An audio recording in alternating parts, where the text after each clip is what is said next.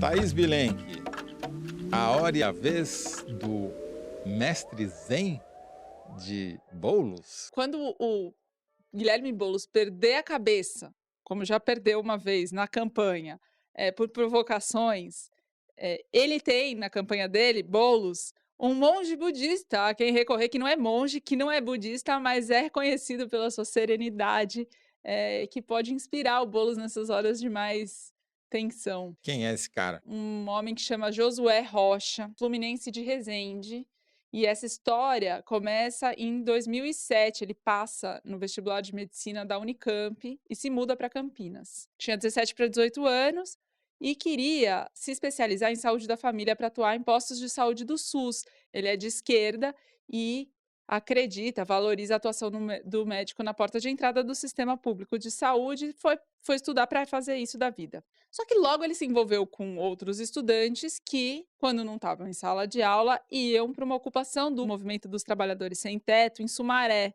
lá perto. As suas cidades do interior de São Paulo. Isso.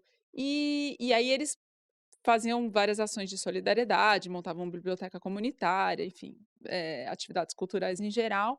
E ele foi se entusiasmando muito porque ele estava desencantado com o afastamento da esquerda dos movimentos de base e via no MTST um lugar para atuar diretamente na vida do povo. Até então, ele estava lá em Sumaré, trabalhando lá com os coordenadores locais, até chegou a virar um dos coordenadores em pouco tempo, enquanto cursava. Em 2012, 5 anos depois que ele chegou em Campinas, ele já estava na coordenação e foi fazer uma ação numa outra ocupação do MTST em Embu das Artes, em São Paulo também, onde ele foi pela primeira vez apresentado ao Guilherme Boulos, que era da coordenação do movimento em São Paulo. Eles apertaram as mãos, trocaram qualquer palavra lá e ficou por isso mesmo. Só que naquele ano, no final de 2012, o Josué Rocha se forma em medicina e em seguida vem para São Paulo, se muda para cá para trabalhar na UBS, numa UBS aqui, Unidade Básica de Saúde. numa unidade, já entra no SUS aqui na cidade de São Paulo. Uma das coordenadoras do MTST em Campinas apresenta ele formalmente ao Guilherme Boulos, né, indica ele Ele e falou, você ele não lembra de mim, mas... é isso, eu sou aquele cara lá e Uhum. tal. E aí ele passa a integrar a coordenação do MTST em São Paulo. E aí começa a conviver mais com o Boulos. E 2013 não é um ano qualquer, 2013 é o ano dos protestos de junho. Sim. E o MTST foi para a rua, como todos os outros movimentos. E aí chamou muita atenção no movimento a conduta do Josué Rocha na hora de negociar com a PM, porque tinha bomba de gás lacrimogêneo estourando nas costas dele e ele negociava com os policiais sem 1 centímetro de ruga na cara, assim, É bom com lembrar, isso calma. que você falou é muito importante, porque como eram protestos violentos, que se tornavam violentos, e a intervenção da PM foi ainda mais violenta, né? Teve a famosa Segunda Batalha da Consolação ali, que mudou os rumos do movimento e Feriu tal. muita gente. Muitos jornalistas, gente tomou bala de borracha, era uma nuvem de gás lacrimogênio, enfim. E o Josué Rocha, nesse momento, cresceu muito no movimento, no sentido de ter reconhecido essa capacidade de diálogo, mesmo nas situações mais tensas, como aquelas. Zen.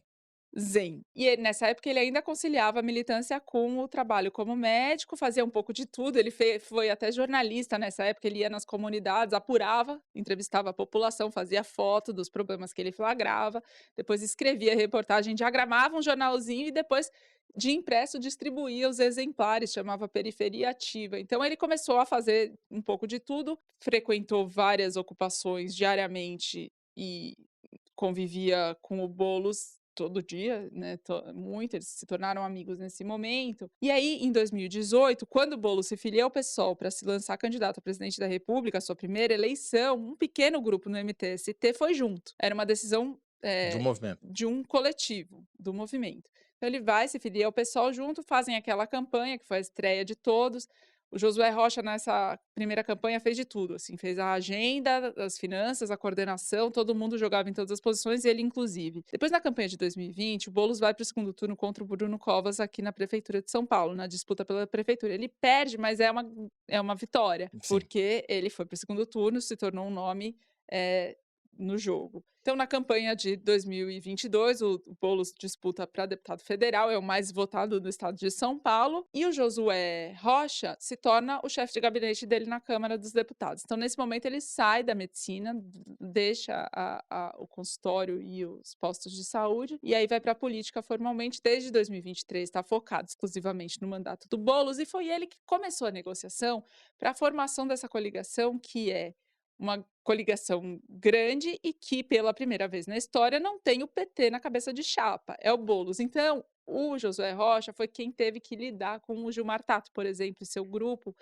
que foram os mais resistentes, né. Haja zen. Haja zenzice aí. Nessas discussões todas, e sempre que ele tem que fazer negociação um pouco mais difícil, ele usa, a senha da empatia, que é dizer: "Se eu consigo me colocar no ponto de vista do outro, entender o estranhamento dele com aquela situação, eu consigo abrir uma frente de diálogo". E ele fez isso durante essas articulações para a candidatura do Boulos, com figuras que claramente estavam contrariadas em ter que ceder e, de alguma forma, foi hábil nisso. É evidente que o Lula determinou lá de cima, lá de Brasília, que isso fosse acontecer, ainda filiou a Marta no PT para ela ser a vice. É evidente que isso que foi o fator decisivo dessa articulação. Mas tinha que ter do lado do Boulos e do lado do PSOL alguém que segurasse a bronca. E quem estava destacado para fazer isso era justamente o Josué Rocha, que mostrou, essa capacidade, né, de manter a calma, que passou a ser considerado na campanha como uma figura elevada, com essas palavras mesmo, por, enfim, lidar com gente de tudo quanto é tipo e jeito e manter sempre a mesma, conduta. O curioso é que o Josué Rocha é o mestre zen do Boulos, não medita, não é vegano, não é religioso, não pratica atividade física, ele come doce e toma uma cerveja quando sobra algum tempo. Lexotan, não. Dorme 6 horas por dia, mas mesmo assim conseguiu essa proeza. Olha, se não der certo na política, você pode talvez roubar ele pode roubar o lugar do Pablo Marçal e lançar um coach zen, né. Fazer cursos de como manter a calma e a tranquilidade sob nuvens de fumaça da PM. E ele já tem tempo, o braço direito do Boulos. Depois do candidato, na campanha atual, é ele a grande autoridade, é a ele que toda a equipe tem que se dirigir, tá. Então ele realmente conquistou espaço, sendo que o Boulos tem a imagem de agressivo que a campanha tenta desfazer, né, por conta das ocupações, da militância toda, sendo que o militante que está do lado dele nesse tempo todo tem uma imagem diametralmente oposta, que é da É serenidade. o contraponto, né. É o yin e yang. É. Boa. Muito bem, essa foi a hora e a vez de Josué Rocha, o mestre zen de Guilherme Boulos.